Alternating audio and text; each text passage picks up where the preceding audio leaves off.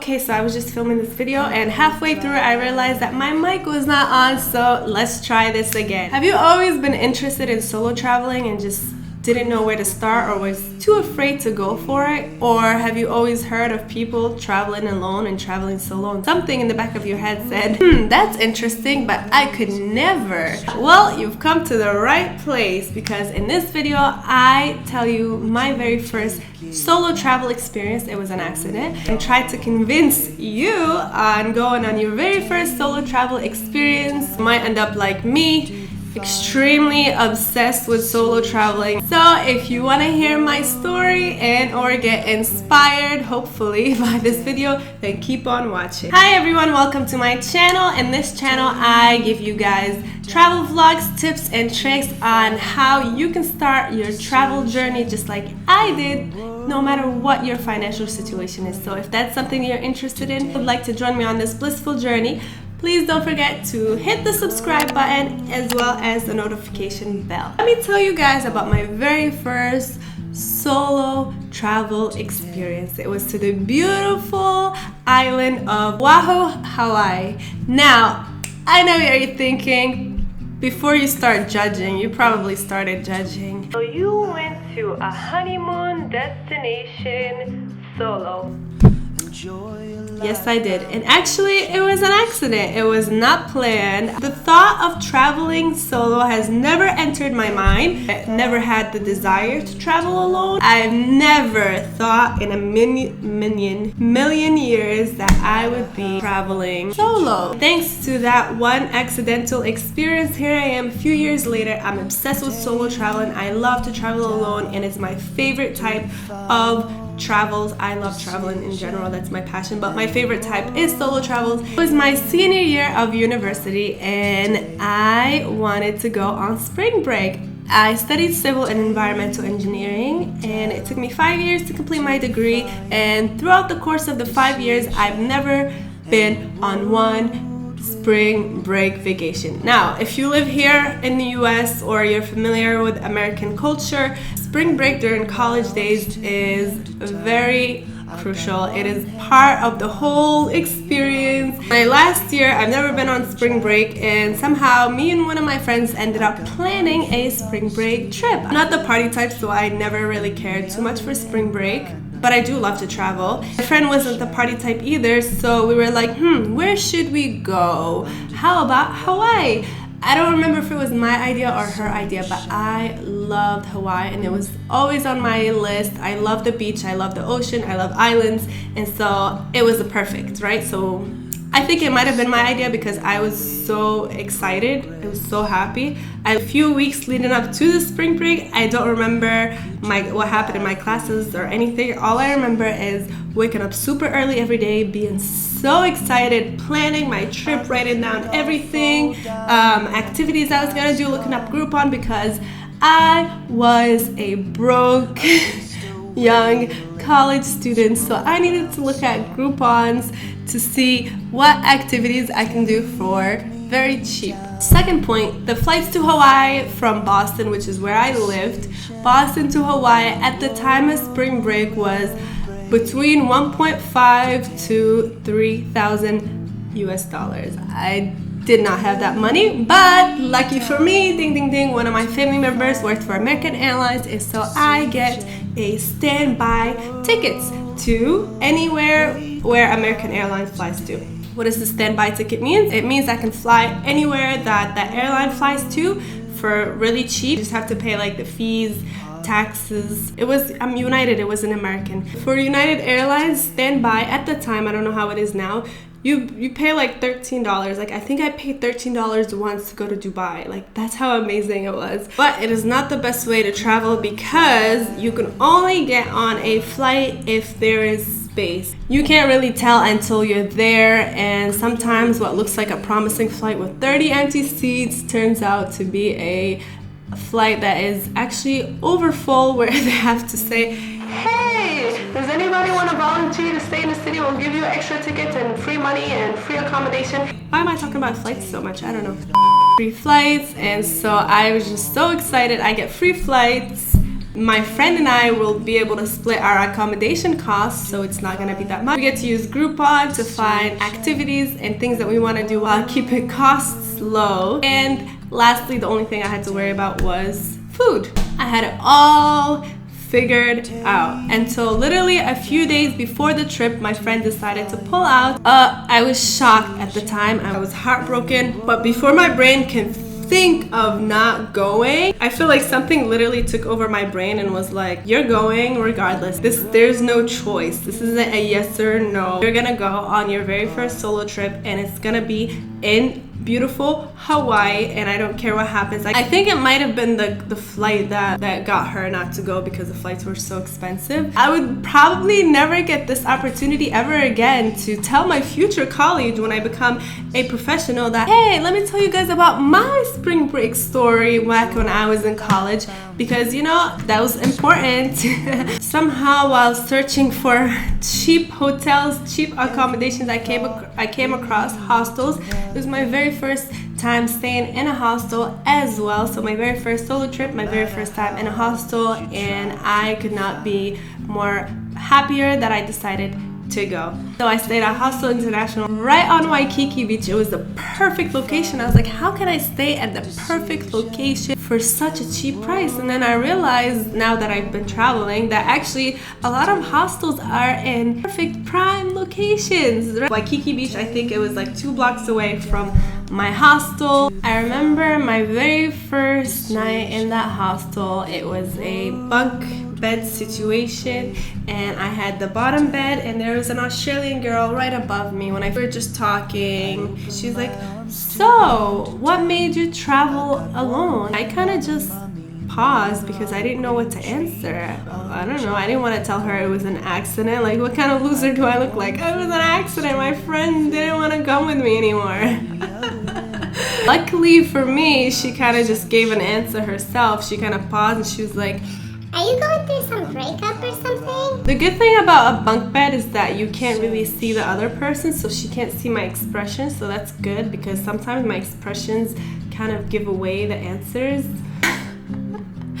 As if the only reason a female should go traveling around the world is if she's going through some major breakup, which is actually not a bad reason, right? If you're going through some major breakup or whatever and you want to go on a solo trip to try to get away, I don't think that's a bad thing. But that's not the only reason for solo travels. Hello, many of us are happy and many of us have a lot of friends. Actually, people that know me know how much I love to travel, and they know the cool destinations, the cool things I get to go while I travel. And so I have people all the time making travel plans, including me in them, and I have to be like, sorry, I can't do it, because I still prefer solo travels over that. So no, it's not because we're lonely, it's not because we're going through some major breakup. Most of us are happy.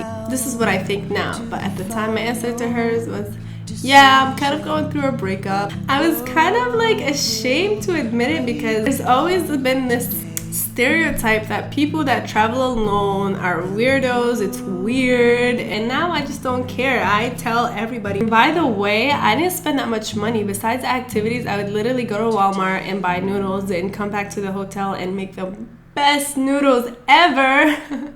Honestly, I remember those noodles, Hostel, they were so good. You put noodles with egg, and I made them like extra spicy, and they were they were like a Japanese, I forgot which Asian brand, but they were the actual noodle brand.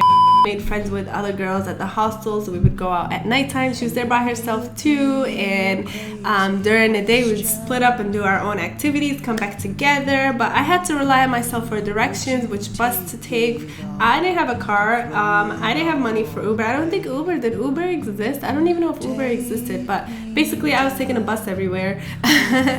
And I had to rely on myself for that. It's a lot of my fears, and in doing that, I got to learn the true courage that I have. I had to put full trust in myself, and that honestly helped me build a lot of confidence that I didn't even know I was lacking. It helped me build a lot of trust in myself, which trust eventually equated to this deep, beautiful self-love. At the time, I loved photography. I still do, but I'm not like a amazing photographer or anything.